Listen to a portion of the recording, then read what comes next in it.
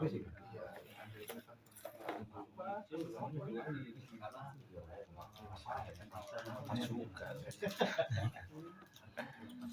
izin Bapak-bapak, kita mulai ya. Bismillahirrahmanirrahim. Assalamualaikum warahmatullahi wabarakatuh. Waalaikumsalam. Alhamdulillahirabbil alamin. Wabihi nasta'in. Wal aqibatu lil muttaqin. Wassalatu wassalamu ala asyrofil anbiya'i wal mursalin. Amma ba'd. Kita ketemu lagi di lanjutan diskusi fikih kita, masih membahas tentang bab sholat berjamaah.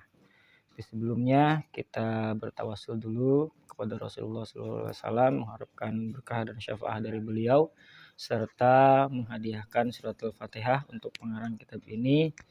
Semoga kita di akhirat nanti diaku sebagai murid dari beliau. Amin ya rabbal alamin. Ila hadratin Nabi Mustafa Sayyidina Muhammadin sallallahu alaihi wasallam wa ala alihi wa sallallahu ala Sayyidina Muhammadin wa ala alihi wa azwajihi wa dzurriyyatihi wal batil kiram. Semua hadiat khususan hadiatan ila rohi Sayyiduddin bin Abdul Aziz Al-Maribari wa jami'il anbiya'i wal mursalin. Al-Fatihah. A'udzubillahi minasyaitonir rajim. Bismillahirrahmanirrahim. Alhamdulillahi rabbil alamin arrahmanir rahim maliki yaumiddin. Iyyaka na'budu wa iyyaka nasta'in. Ihdinas siratal mustaqim. Shiratal ladzina an'amta 'alaihim ghairil maghdubi 'alaihim waladdallin. Masih membahas tentang syarat-syarat sholat berjamaah. Kemarin kita sudah masuk ke nomor 2. Nomor pertamanya adalah niyatu iktidain, atau niat menjadi makmum atau menjadi pengikut kepada imam. Kemudian yang kedua adalah adamu taqaddum min makanin yakinan al imam. Posisi makmum tidak boleh ada di depan imam. Nah, ini masih membahas tentang posisi makmum.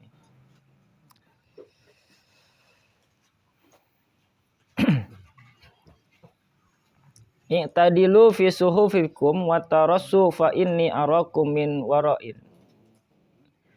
Sebelum sholat, terlebih dahulu imam disunahkan meluruskan barisan makmum, sebagaimana sabda Rasulullah tadi. Luruskan dan lafadzkanlah barisan kalian, sungguhnya aku melihat kalian dari belakangku. Riwayat Imam Bukhari dan Muslim. Jadi masih bagian daripada syarat posisi makmum, yaitu barisannya harus lurus dan juga rapat sesuai sewajarnya lah. Yang terlalu rapat juga nanti nggak nyaman sholatnya ya. Summa mayalihi wa hakadza wa afdalu kulli safin yaminuhu walau taroda fa yaminul imam. Kemudian meluruskan barisan yang di sampingnya, barisan kedua dan seterusnya. Lalu barisan mana yang lebih afdol? Barisan yang sebelah kanan imam atau barisan yang sebelah kiri? Barisan yang pertama atau barisan yang berikutnya? Nah, di sini ada lanjutannya. Wa afdalu kulli safin yaminuhu walau tarodafa yaminul imami. Sedangkan barisan yang paling afdol ialah barisan yang di sebelah kanan imam. Di imam baris ada satu yang di tengah-tengah, kemudian sisanya di sebelah kanan dan juga sisanya di sebelah kiri. Nah, yang paling utama adalah barisan yang di sebelah kanan imam. Ini kita lagi bicara barisan pertama dulu nih. Barisan pertama itu yang paling utama yang di sebelah kanan imam, bukan yang di sebelah kiri. Nah, ini dari segi keafdolan barisannya ya. Maka wajar ketika makmumnya cuma satu, bukan di sebelah kiri, tapi di sebelah kanan. Nanti berikutnya ngikutin kanan kiri, kanan kiri, kanan kiri, seterusnya seperti itu. Terus ada lanjutannya lagi. Wasoful awal kudima fiha yazharu wa yaminuhu aula minal qurbi ilaihi fi yasarah. Apabila barisan sebelah kanan imam bertentangan dengan barisan pertama, maka barisan pertama didahulukan meskipun dia di sebelah kiri imam. Nah, kalau yang di sebelah kiri imam itu lebih utama dari yang mana? Dari barisan kedua. Barisan pertama sebelah kiri imam, ya, itu lebih utama ketimbang barisan kedua, walaupun dia adanya di sebelah kanan. Tuh ya urutannya. Kanan pertama, kiri pertama, barisan kanan, baris kedua kanan, baris kiri kiri, baris kedua kiri. Begitu seterusnya. Wa yaminuhu aula min qurbi ilaihi fi yasarah.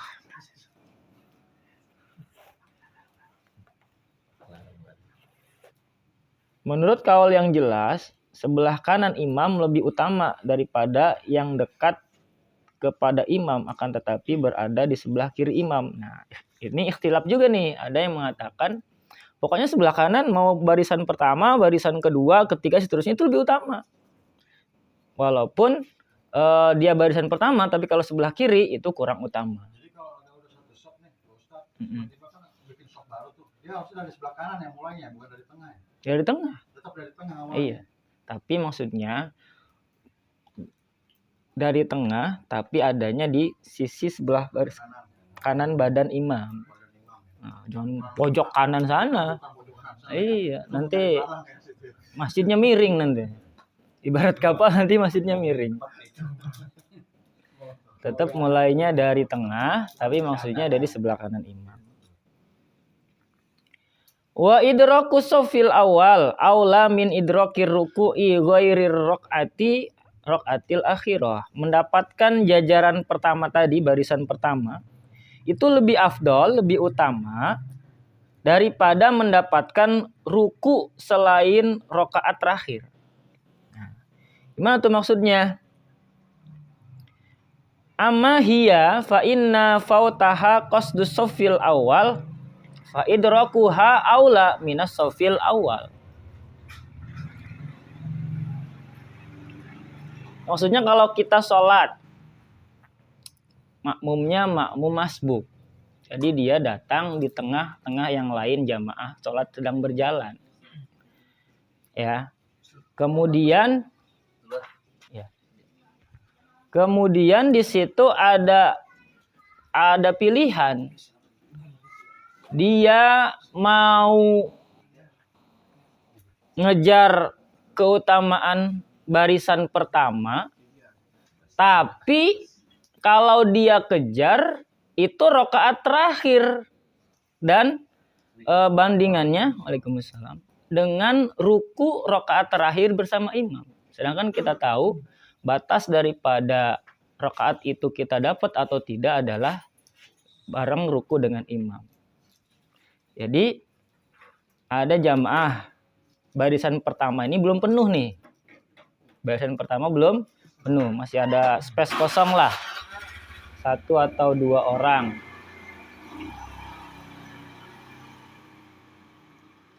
Kemudian datang jamaah. Dia mau sholat berjamaah, tapi dia tahu itu rakaat terakhir. Ya, kalau dia ngejar barisan pertama, ini ketinggalan 1 rakaat terakhir tadi itu. Ruku bareng imam. Maka kalau kasusnya seperti itu, dia kalau ngejar barisan pertama, ngejar keutamaan barisan pertama ketinggalan ruku bareng imam, maka yang didahulukan adalah ngejar ruku bersama imam walaupun bukan di barisan pertama.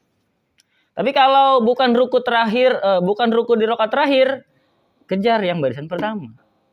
Itu bedanya, ya. Kemudian bisa paham nih bahasanya nih, agak ini memang belibet dikit nih. Ulang ya. Jadi ngejar ruku di rakaat terakhir bareng imam itu lebih afdol, lebih utama ketimbang ngejar barisan pertama. Tapi kalau itu bukan rakaat terakhir, maka ngejar barisan pertama walaupun ketinggalan ruku bareng imam itu lebih utama. karena masih ada rakaat berikutnya. Itu ya. Wa kuriha lil ma'mumi, makmum yang sama-sama laki-laki atau sama-sama perempuan, infiradun anis sofi, makruh menyendiri dari sof. Maksudnya dia sholat berjamaah, yang lain sejajar dengan imam gitu kan, belakangnya udah rapi itu. Dia malah pengen sendirian, tapi berjamaah dia. Ikut gerakannya ikut, tapi barisannya ini terpisah. Mental sendiri itu. Pasti kan nggak sah ya? Makruh. Oh makruh, masih makruh ya? Iya, sah tapi makruh. Sah tapi makruh, nggak dapat keutamaan. Iya. Nggak tahu tuh. Ya, intinya makruh menyendiri dari saf barisan jika masih ada tempat yang kosong. Seharusnya ia mengisi atau masuk ke tempat yang kosong tadi. Tapi kalau makmumnya perempuan tadi, ya nggak apa-apa. Dia di belakangnya menyendiri gitu. Nggak boleh masuk barisan yang laki-laki. Tanya Pak. Silakan. Jadi kan seandainya nih rumah kita di sini, musolanya di situ atau masjidnya. Kan kita malas mau ke masjid. Kita dengar kita lihat orangnya gimana Pak itu. Apa? Kita soalnya di teras nih. Ke jamaah. Tapi kan itu kita tahu tuh lihat imamnya, lihat makmumnya, tapi di jauh gitu. Di masjid di rumah lah gitu. Itu bagaimana Pak itu?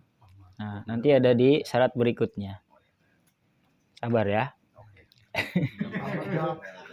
Udah lihat ini. Kelihatan. Enggak, itu kan kalau dulu zaman-zaman kos kan seperti itu. Iya, silakan apa? Ini kan terkait dengan rakaat yang pertama tadi Pak Ustaz. Jadi kan lebih diutamakan yang sebelah kanan imam. Iya. Ketika kita masjid itu tembok, nah itu kan ketika sudah banyak nih, ada 3 orang di belakang imam. Cuman belum mentok ke temboknya. Apa kita ngisi yang ke nomor 4-nya sebelah kanan atau ngisi menyeimbangkan yang sebelah kiri sampai mentok di tembok masjid. Dalam artian begini Pak Ustaz. Kita maksimalkan mentokin sebelah kanan tembok masjid, sebelah kanan imam maksudnya, daripada kita menyeimbangkan sebelah kiri. Nah itu mana bagusnya? Menyeimbangkan yang sebelah kiri. Menyeimbangkan. Walaupun sebelah kanannya masih agak. Iya. Karena patokannya kanan kiri dan seterusnya tadi itu supaya seimbang. Iya, biar barisannya rapi. Nanti tahu gini nanti orang pada sebelah kanan semua lah gitu. Itu ya. Barisan. Yang tadi sebelah kanan lebih baik. Pindahin aja yang itu. Ini kan rancu nanti. Pemahaman kan terkadang. Ya. Kita pakai kalau yang pertama tadi ya, bahwa yang kanan kemudian kiri tapi barisan pertama lebih afdol ketimbang kanan imam barisan kedua dan seterusnya. Ada lagi mungkin yang mau bertanya tentang barisan posisi imam tadi? Ya, monggo. Mengenai Mas tadi.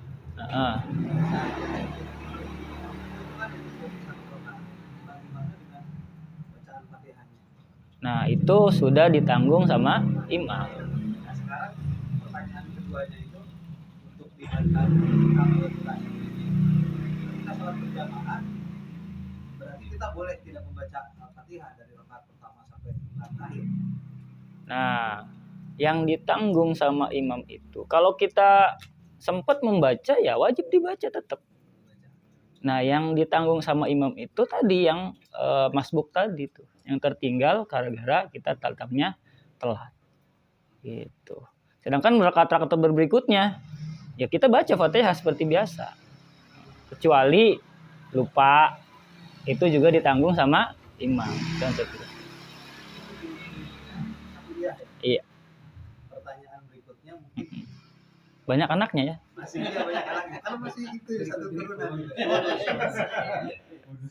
Artinya membaca Fatihah itu pada saat imam setelah membaca Fatihah. Ya.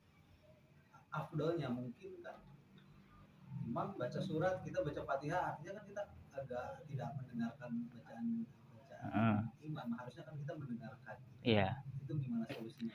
Nah, makanya ada jeda tuh sebenarnya dari Fatihah. Dari Fatihah ke surat itu ada jeda. Maksudnya supaya ngasih kesempatan makmum baca surat Al-Fatihah dan di ujungnya dia sempat mendengarkan bacaan imam. Nah, atau ngikutin bacaan Fatihah imam juga nggak jadi masalah sebenarnya. Jadi imam baca Fatihah, kita juga baca Fatihah, ngikutin nggak jadi masalah. Tapi utamanya kita mendengarkan Fatihah tadi, baru kita baca Fatihah setelah imam baca Fatihah.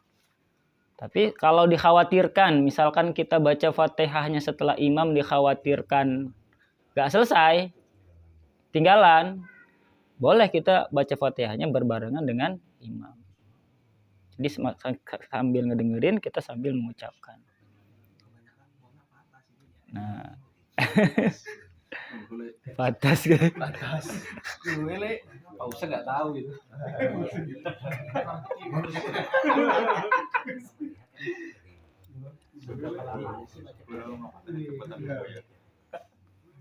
Nah, ini nih jawabannya Pak siapa? Erik tadi ada di kalimat berikutnya nih. Wa syuru'u fi safin qabla itmami ma qablahu minas safi wa wuqufi dzakaril fardi an yasari. Makruh membuat barisan baru sebelum menyempurnakan atau memenuhi barisan sebelumnya. Nah, jadi makruh tuh kalau barisan depannya masih ada space, kita bikin barisan baru di belakang barisan berikutnya. Ya, jadi sempurnakan dulu, penuhi dulu. Laki-laki makruh berdiri menyendiri di sebelah kiri imam maupun di belakangnya sejajar dengan imam atau terlalu mundur. Semua cara ini menggugurkan fadilah berjamaah. Bagaimana penjelasan para ulama mengenai hal tersebut? Jadi sempurnakan dulu. Jadi buat barisan baru walaupun dekat sama imam makruh. Kita menyendiri dari imam dari barisan tadi mental walaupun berjamaah tetap juga makruh. Nah, salah satu fadilah salat berjamaah kan memang di situ ada kelihatan ukhuwahnya. Kalau berjamaah tapi mencal sendiri kan kelihatan banget gak senang sama imamnya. Atau sama jamaah yang lain. Imamnya siapa tuh? Tengok dulu lah. Lagi ngambek lagi. Kalau Imamnya pakai sobat, imamnya siapa nih? Ngomong juga ini. Karena kalau yang kalau itu tergantung kasusnya, ada kondisi situasi tertentu yang membolehkan mufarokoh atau memisahkan diri dari barisan. Tetap barisannya tetap di situ, bukan berarti mufarokoh dia terus otomatis mundur atau otomatis ini enggak. Tetap barisannya di situ, cuman dia keluar dari berjamaah, nggak dapat pahala berjamaahnya, itu aja. Wa yusanu alla yazida ma baina kulli safain wal awal wal imam ala salasati azru'in. Disunahkan ada jarak di antara dua barisan tadi. Barisan pertama dan imam tidak melebihi 3 hasta. 3 hasta itu gimana tuh? Saya juga kurang paham loh. Apa namanya ukuran Arab zaman dulu 3 hasta. Jadi imam ke makmum pertama 3 hasta. Barisan pertama ke barisan kedua 3 hasta. Ya seukuran sajadah yang sekarang aja lah. berapa tingginya? Nah, itu 30 meter tuh kalau di meter. Jadi gitu Nabi Adam. Enggak hitungannya hastanya maksudnya. Ngomongin hastanya. Kan belum ada surat berjamaah. Enggak, ini ngomongin hastanya. Satu hasta itu berapa meter? Tidak ada hasta. Jangan aja hasto. Nangis nanti. Aneh. Drama. Jadi kerdil ya. Nabi Adam kerdil lah tinggi. 0,45 meter kalau di situ. Jadi Jauh juga ya. 45 cm satu hastanya. Lalu kalau di masjid jamaahnya tuh ada beberapa golongan. Ada bapak-bapak, ada anak laki-laki, ada ibu-ibu, ada anak perempuan. Nah, posisi barisannya gimana tuh? Mana yang barisan pertama, kedua, ketiga, dan keempat? Laki-laki, anak-anak, ibu-ibu. Laki-laki, anak-anak, ibu-ibu. Yang anak-anak perempuannya di mana? Depan. Anak-anak Anak-anaknya ada 2, anak-anak sorry tadi. Bapak-bapak, anak laki-laki, anak perempuan, ibu-ibu. Kayak di stiker mobil itu tuh, keluarga bahagia. Itu bukan anak, istri semua. Mana tuh? Susunan yang benar barisannya. Anak laki, anak perempuan, ibu-ibu. Nah, 100 buat Mas Ipul. Kenapa nggak ibu-ibu dulu baru anak-anak? Pada lari, Pak. Karena buat perempuan semakin belakang semakin abdol. Karena ada jarak antara jamaah laki-laki dan perempuan. Jadi yang barisan pertama bapak-bapaknya, kemudian anak laki-laki, kemudian anak-anak perempuan, baru ibu-ibu. Nah ini harusnya diterapin nih ketika sholat tarawih. Biasanya anak-anak kan awal rame tuh, tengah-tengah nggak tahu kemana. Maksudnya ada yang lihat. Buat menertibkan di masjid Pak Husen. Bukan, masa. Saya kan tadi 100 kata Pak Ustadz, tapi Saya berapa? Saya mah takdir aja. Ini speaker di rumah. Wal awal wal imam ala salah sati azruin wa yakifu khalful imam ar-rijal. Summa asibyan, summa nisa. Wala yu'akharu sibyan lil baligina litihadi jinsihim. Di kaum laki-laki berdiri di belakang imam, lalu anak laki-laki, kemudian anak perempuan, kemudian ibu-ibu, dan anak laki-laki tidak perlu ditempatkan di belakang pemuda karena sama-sama karena mereka masih dekat lah jaraknya gitu ya antara laki-laki dan pemuda tadi. Syarat yang ketiga dari syarat sholat berjamaah setelah tadi niat, makmum, kemudian posisinya ada di belakang imam. Wa minha ilmun binti qoli imamin biru yatin lahu aw li ba'di sofin. Mengetahui perpindahan imam dengan melihat langsung atau dari sebagian sof. Aw sima'i li sautihi aw sauti mubaligin syiqqah. Atau mendengar suaranya atau suara mubalig. Tahu mubalig?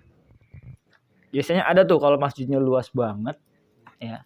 Mungkin suara imamnya kurang begitu lantang ketika takbir intiqal, takbir aba-aba, itu ada salah satu makmum yang takbirnya dikeraskan. Nah, itu namanya mubalig, iya, pengantar suara, orang yang dipercaya. Nah, itu mungkin dulu belum maraknya apa? Speaker. Kalau sekarang kan alhamdulillah tinggal pakai mic semua udah bisa dengar jelas. Iya, jadi mubalik nih pelan-pelan hilang nih gara-gara teknologi nih.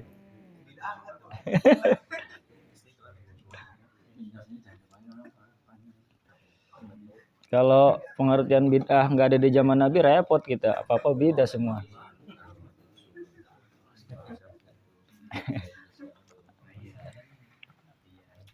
Nah, jadi syarat yang ketiga itu kita bisa mengetahui posisi perpindahan imam dari berdiri, ruku, sujud, duduk sampai ke takbir rakaat berikutnya sampai ke salam. Semua kita bisa lihat. Saya posisinya di ujung kanan. Imam nggak kedengeran. Ya lirik aja sebelah kirinya. Di ujung sebelah kiri, ya lirik aja di sebelah kanannya. Ya, yang repot kan? Hah? Lirik juga kebayang.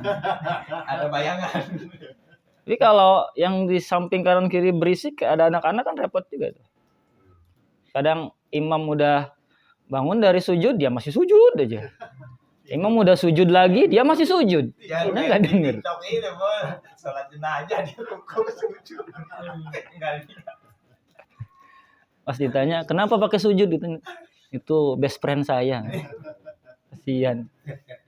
Saya sholatnya lebihin ketimbang yang lain. Padahal nggak tahu sholatnya.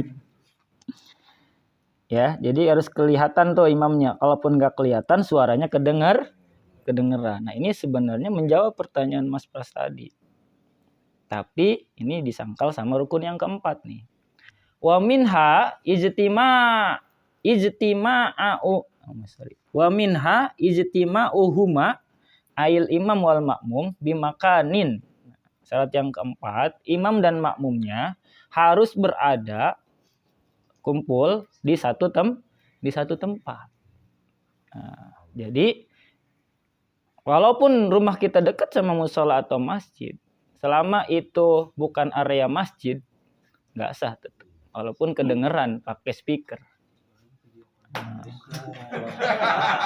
Jangan di teras sih gunjing, jelas dari teras. Ngomong ya. Dia merasa dia. Tidak ya, ini dah. Enggak tahu dulu lele. Sebut rekan duluan dia ya. Enggak tahu dulu lele. Tapi beda kasus kalau misalkan masjidnya penuh banget sampai ke rumah warga, teras-terasnya nggak jadi masalah. Selama barisannya itu nyambung. Ya, barisannya kelihatan bersambung. Ya. Barisannya bersambung.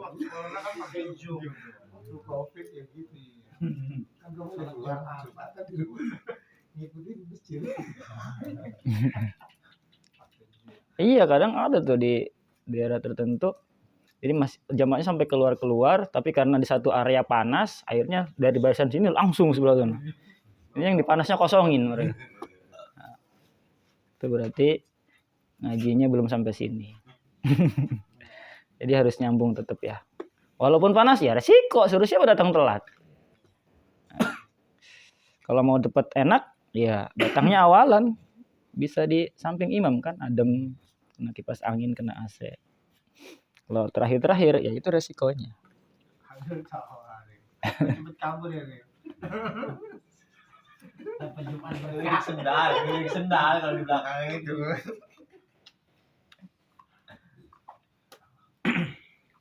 Nah, itu ya, itu syarat yang keempat, masih dalam satu tempat. Sampai situ ada pertanyaan? Lagi satu lagi tadi katanya. Berikutnya. Iya, silakan. Dalam sholat berjamaah nih Pak Ustaz, misalnya kita nemuin imam yang paling enggak, yang penting utamanya kan jarak fatihah ya Ustaz ya. Langsung aja ngomong siapa ya, itu misalnya anggaplah al-fatihahnya itu kurang fase lah ya, terus kita dalam posisi itu kita tahulah acak ini kayaknya anggap fatal lah itu ya, fatihahnya kurang ini lah. Kita misalnya farokon nih Pak, niat sendiri berarti Pak ya, ya kan ya. Itu tetap nanti gerakannya ikutin imam atau gimana Pak? Iya, ikutin. Tetap ikutin imam, cuma niatnya ada di ini aja Pak. Tapi sayang pahala jamaahnya hilang. Tapi kan di hatinya udah bertentangan, kalau saksi udah nggak yakin sama imam ini Nah, gitu dia. ada dua pendapat. Pertama, yang satu emang seperti itu. Kalau kamu merasa lebih fasih ketimbang imam,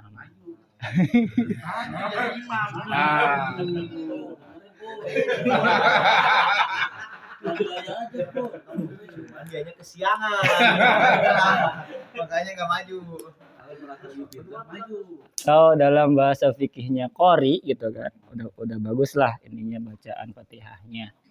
Kemudian makmum di belakang imam yang bacaannya kurang fasih, maka pendapat pertama boleh mufarokoh, tapi jamaahnya hilang. Tapi ada pendapat yang kedua. Pendapat yang kedua itu selama imamnya menganggap dirinya sah, ya udah kita makmum aja sama beliau walaupun berantakan. Itu kejadiannya kebanyakan di musola stasiun sih biasanya ketemunya ya, tau gue bilang lo. Kalau di sini mah semua bagus semua di sini. Kenapa? Alasan yang berikutnya dari segi sosialnya, kalau kita mufarokoh apalagi keluar dari barisan, itu jadi bahan gunjingan orang sekitar nanti. Alhamdulillah kalau di Al-Quran bagus semua Pak Ustaz. Jadi gunjingan orang dan seterusnya.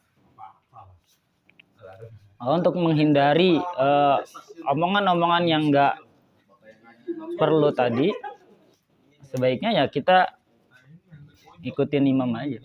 Ikutin kaul yang kedua tadi itu aja.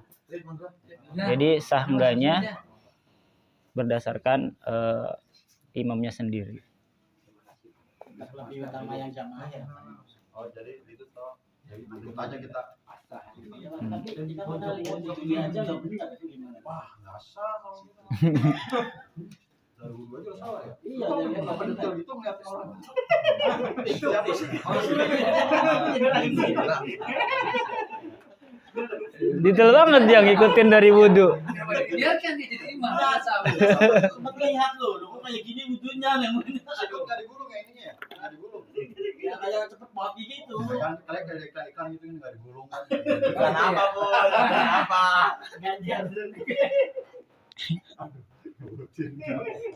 Merek lagi.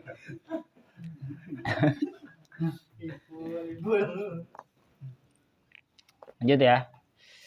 Bimakanin kama uhida alaihil jama'atu fil asr khaliyah. Jadi sebagaimana cara berjamaah pada zaman dulu gitu. Normalnya dalam satu tempat.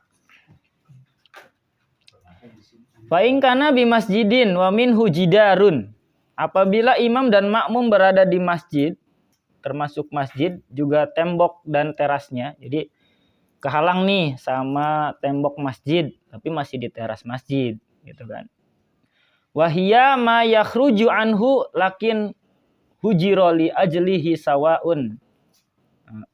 Tempat di sekitar masjid yang dipagar untuk perluasan masjid sama saja, baik sudah diketahui perwakapannya untuk masjid ataupun tidak diketahui urusannya karena berdasarkan kenyataan lahirnya itu dipagar. Nah, teras termasuk masjid selama tidak diketahui secara yakin bahwa teras tersebut dibuat sesudah masjid didirikan atau tidak bermanfaat untuk masjid.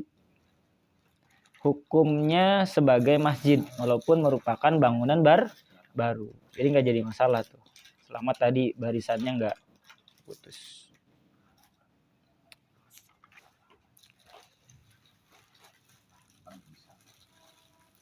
La harimuhu wa huwa maudhi'un ittasala bihi wa huyyi'a limaslahatihi kan sibabin.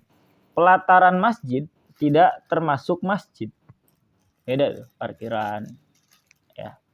Pelataran atau taman masjid.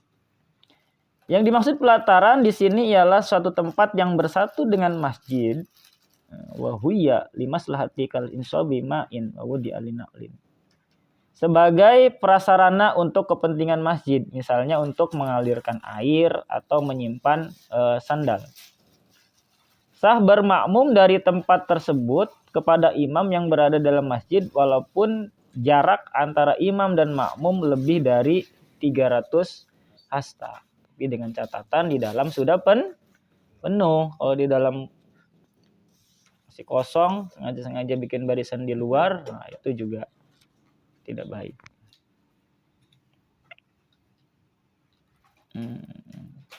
Panjang nih masalah tempat masjid nih. Cabangnya banyak buat. Oke. Sampai situ dulu mungkin. Ada pertanyaan? Yang banyak-banyak lah. Apa tuh? 4 bulan lalu Pak Ustadz. Sama ya. Aja itu. Sekarang masih galaunya? Udah ketemu dong. Oh, udah ketemu ya udah nggak usah nanya. Udah ketemu jawaban. Yang biasanya kalau kita ketahuan kan ngumpul, ngopi ya kan. Terus biasalah kalau obrolan yang udah hampir 40 kan. Udah ketemu jawabannya. Pak Ustadz ya. Ya. Jadi pas ngobrol itu saya suka ada pikiran dia, maaf. Maksudnya gini, kita kan hidup setelah roh kita ditiupkan kan Allah menulis di level mahfud ya. Ya, dalam matinya bagaimana, terus rezekinya gimana, birunya siapa, terus dia masuk neraka apa surga. Apakah Allah seperti itu nih bisa melakukan itu? Nah, juga ya, yang udah ditulis di level mahfud itu dia masuk neraka, sedangkan Allah udah tahu di situ. Harus ceritain kan gitu. Itu galau tuh saya 4 bulan itu. Terus ngobrol lah saya tuh. Sama siapa? Orang-orang yang dikit ilmunya lah ya, cuman udah mengerucut obrolannya nih karena udah 40 tahun di atas mengerucut gini obrolannya udah kayak itu. Dia bilang gini, konsep kayak misalnya rezeki lah, rezeki itu dia bilang konsepnya kayak kotoran tuh katanya. Lu bisa bisa punya nanti mobil 1, di sini bisa punya mobil 2, di sini punya mobil 3. Nah di sini lu nggak punya nih mobil 5, cuman ada pilihan yang lu. Nah tergantung ikhtiar lu, katanya lu bisa dapat mobil 1, bisa mobil 2. Nah pilihannya ada di situ tuh. Nah Allah itu begitu katanya, naruh rezeki lu tuh. Ada pilihannya sebetulnya dari rezeki itu. Itu Pak Ustadz. Nah penjelasan dia logis ke saya tuh. Ayo, oh iya. Masuk Islam, Pak. Langsung marah. Susah ada. Oh ternyata begitu konsepnya. Sama kayak jodoh lah katanya. Mungkin kita bisa jodohnya 2 apa 3 apa 1 kan. Tapi kan tergantung ikhtiar kita nih di sini ada nih di putaran ini gitu. Apa seperti itu. Jadi kita mau memilih sebetulnya ikhtiar kita tuh di situ. Kalau ikhtiarnya udah maksimal, Allah nakdirin 1 doang. Ya mungkin emang segitu di putaran di jodoh kita 1 kali gitu. Nggak ada pilihan 2 di situ tuh mungkin. Allah ngasih apa begitu Pak Ustadz ya? Benar nggak? Jawaban teman saya itu pas saya tanya seperti itu. Bisa jadi. Ya balik lagi tergantung niatnya, Pon. Tapi akhirnya dia mau ngobat, oh iya ternyata Allah emang ngasih kita pilihan, makanya kita kan dibilang makhluk paling mulia sebetulnya kalau bisa daripada malaikat itu, karena kita dikasih banyak pilihan sebetulnya hidup ini gitu. Terus kayak kematian masuk neraka apa surga, ternyata kita ada surga ada neraka kan, kita tinggal milih nih kita mau jalan yang mana nih. Sebetulnya ada nih takdir kita neraka, takdir kita surga kan gitu. Ikhtiar oh iya. Tapi kayak takdir itu kayak putaran begitu, dia bilang ada pilihan di situ sebetulnya, Paul, tinggal bagaimana ikhtiar lo kan gitu. Cuman kalau kayak mobil di situ ada BMW, ada Terios, ada Ras, ada Mazda. Cuman di situ nggak ada Mercy, ya lu nggak bakal dapat Mercy tuh walaupun udah maksimal ikhtiar katanya, karena dari sekil itu nggak ada Mercy-nya. Jangan-jangan kemarin itu sales kan. Akhirnya modus tuh sales Mitsubishi. Masih ada gitu, Mitsubishi. Ternyata kalau saya udah kejawab. Saya nggak kali masalah lagi. Iya, yang namanya takdir itu kan ada 2 macam. Ada takdir mubrom, ada takdir mu'allaq. Takdir mubrom itu takdir yang udah qot'i, nggak bisa diutak-atik lagi. Contohnya kayak jenis kelamin, terus kita lahir dari ibu siapa, ayah siapa. Kemudian kita juga nggak bisa milih kita mau dari ras apa kan, Eropa, Asia, Afrika atau apa. Nah itu takdir mubram. Tapi ada takdir mu'allaq.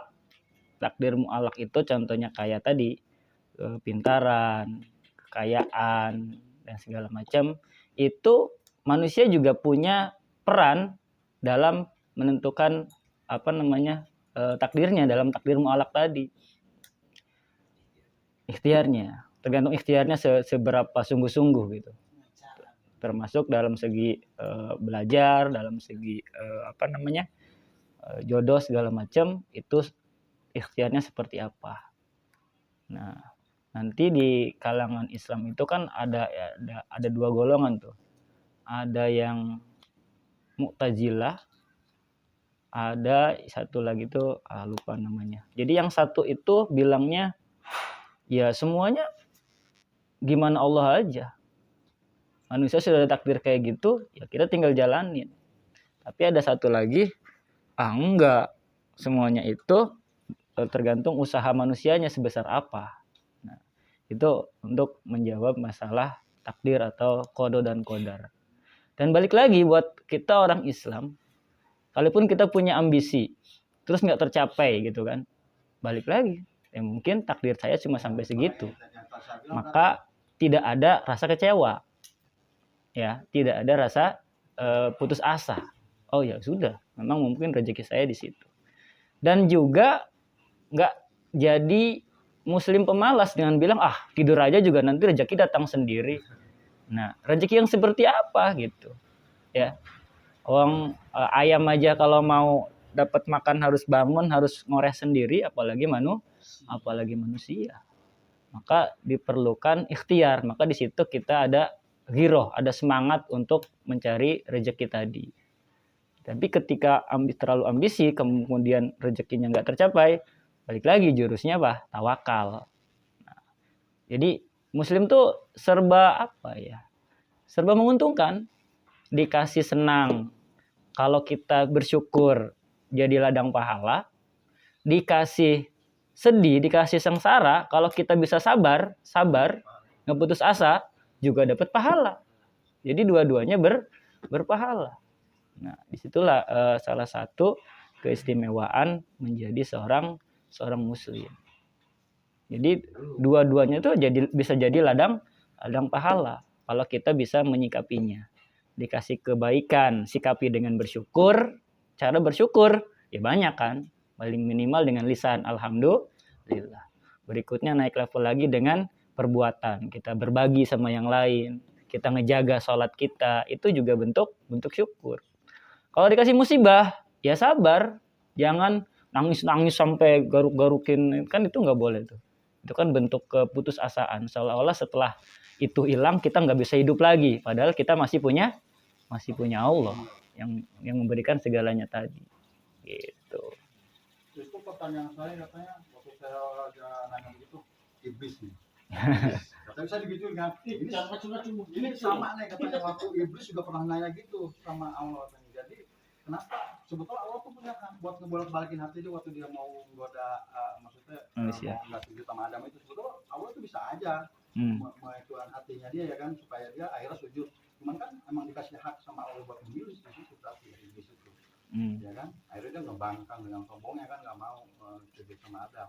Nah menurut ya seperti itu katanya. Itu pertanyaan gua itu pernah ditanyakan ke iblis juga siapa gitu. Dan iblis pun dulu pernah mau tobat sebenarnya. Jadi pada saat zamannya Nabi Musa, waktu Nabi Musa mau menerima kitab Taurat di Bukit Turisin itu, iblis bertamu ke rumah Nabi Musa. Ya Musa alaihissalam, kau kan mau ketemu Allah nih nanti di Bukit Turisin. Sampaikan salam saya dong sama Allah. Saya pengen tobat. Gimana caranya? Kasih tahu. Oh. Nah, begitu ketemu dengan Allah, disampaikan salamnya sama Nabi Musa dari iblis ke Allah. Kata Allah, boleh sobat silakan saya terima tobatmu, tapi syaratnya satu. Tetap ngasih sujud penghormatan kepada Nabi Adam. Setelah Musa ketemu lagi sama iblis, disampaikan apa jawaban iblis? Muncul lagi sombongnya. Dulu aja masih hidup Adam saya ogah sujud hormat, apalagi sekarang udah wafat tinggal kuburannya doang. Gak mau. Akhirnya sampai sekarang terus. Kalau mau aja dia sujud hormat sama Nabi Adam, wah tenang kita hidup ya.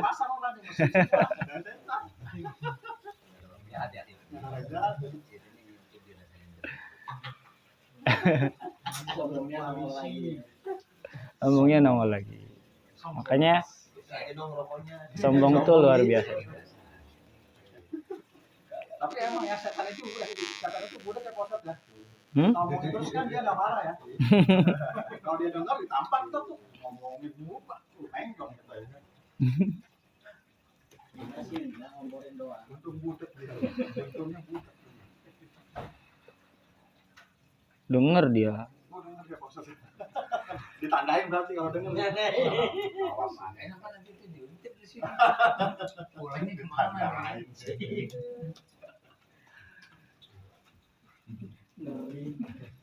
Dia kalau nanya dalam pokoknya agak keresahan aja hal itu. galaunya lama juga dia ya. Wah, gua sempet kayak kata Pak Aisyah tuh jangan suka mikirin yang berat-berat nanti bahaya. Gua harus mikir juga itu. Karena Islam itu kan emang harus logik ya, harus ketemu. Kalau Nasrani kan lu nggak boleh nyolong logik, lu imanin aja udah. Nggak boleh tuh kalau Kristen gitu kita bertanya kebanyakan logika gitu kok. Nanti ya gitu ya.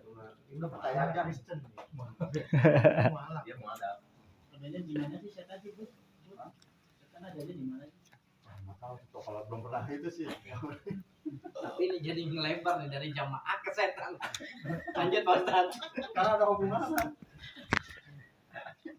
Setan juga seneng ke masjid.